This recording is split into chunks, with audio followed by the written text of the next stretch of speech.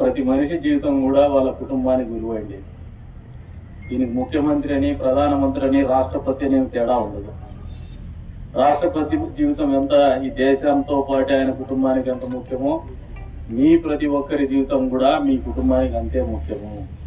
జీవితంతో పాటు జీవితాన్ని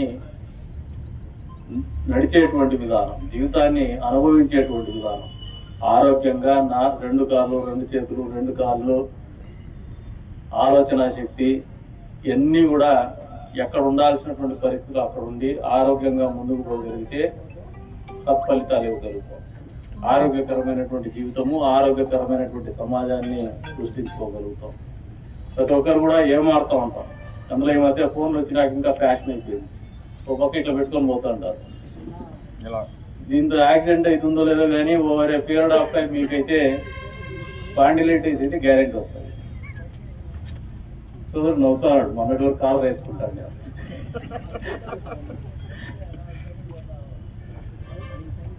ఆరోగ్యాన్ని కాపాడుకోవడంలోనే కాదు, జీవితాన్ని కాపాడుకోవడంలో కూడా మన స్వీయ భద్రత అనేది, మనము ఏదో మోటార్ వెహికల్ యాక్ట్ ఉందనో, లేదు పోలీసు వాళ్ళు గమనిస్తారనో, లేదు అధికారులు ఏదైనా జరిమానా విధిస్తారనో కాకుండా ఒకసారి వాహనాన్ని నడిపేటప్పుడు మీ కుటుంబాన్ని గుర్తు తెచ్చుకోండి, మీ జీవితాన్ని గుర్తు తెచ్చుకోండి, మీకు ఉన్నటువంటి బాధ్యతలు గుర్తు తెచ్చుకోండి. ఎప్పటికప్పుడు అప్రమత్తంగా ఉండడం అనేది ఒక విలక్షణమైనటువంటి వ్యక్తిత్వము. అది జీవితంలోనే కాదు, వాహన చోదకంలోగానే కాదు, ప్రతినిత్యం కూడా ఎప్పటికప్పుడు అసర్టివ్ గా ఉండడం అనేది ఒక మనిషికి మంచి జాతికి ఉన్నటువంటి ఒక లక్షణం. ఆ మంచి జాతిలో మనం ఉండాలనే ఆలోచనతో అయినా మీరు అందరూ జాగ్రత్తలు తీసుకోండి. మీ కుటుంబ బాధ్యతలు కానీ, మీ వ్యక్తిగత జీవితం కానీ ఇబ్బంది పడకుండా ఆలోచన చేసుకోండి. మీలో చైతన్యం నింపడానికి ఒక కార్యక్రమం చేస్తున్నాం కానీ మీరు ఇది ఒక ఐవాష్ కిందనే చూసుకొని మళ్ళీ మర్చిపోద్దండి.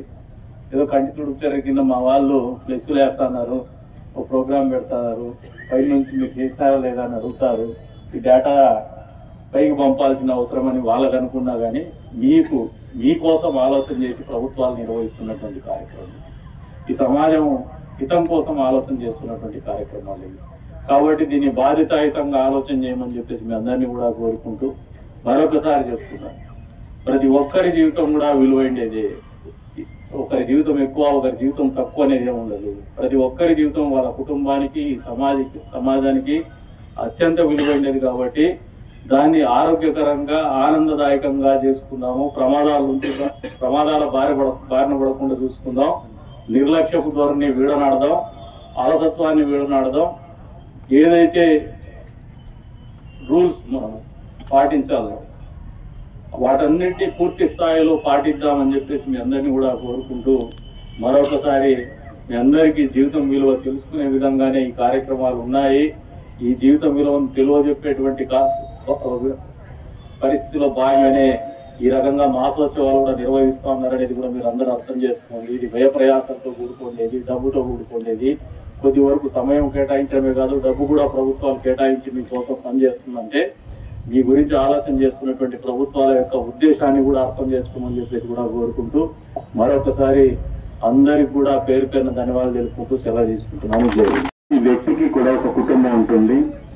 తను చేసిన ప్రతి పనిలో కూడా తన కుటుంబాన్ని, తన సమాజాన్ని దృష్టిలో పెట్టుకుని ముందుకు వెళ్ళినట్లయితే, మీ ధర్మం మీరు సక్రమంగా నిర్వహించినట్లయితే ఎటువంటి ప్రమాదాలు జరగవండి.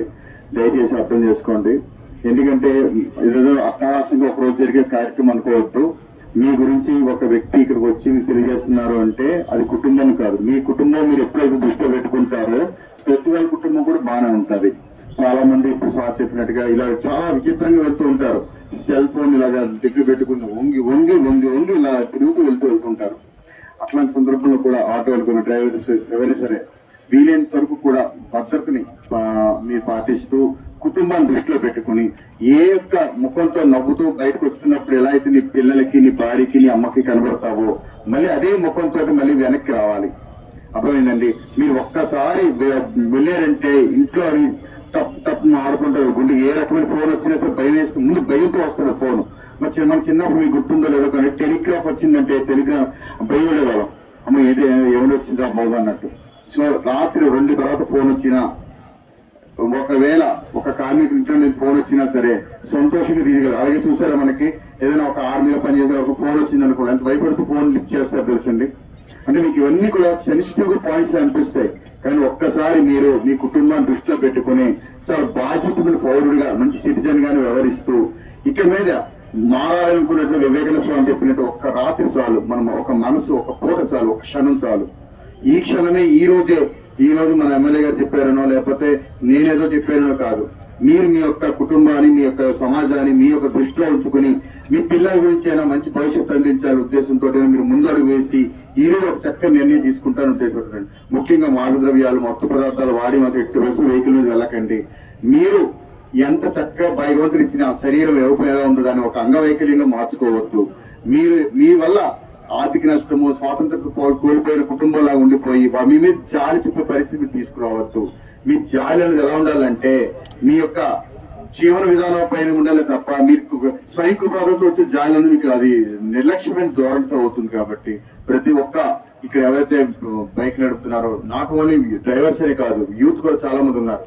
ఆ యూత్ ఎవరంటే ఒక అమ్మాయి ఎవరు బ్యాక్ సైడ్ ఉన్నట్లు అక్కడికి వెళ్తారంటే 60-70 వెళ్ళిపోయి తర్వాత నేను ఆదివాసం చూస్తాను. మా ఆదివాసం దగ్గరలోనే సుమారు 9 యాక్సిడెంట్లు జరిగాయట. నాకు తెలియదు ఆ విషయం.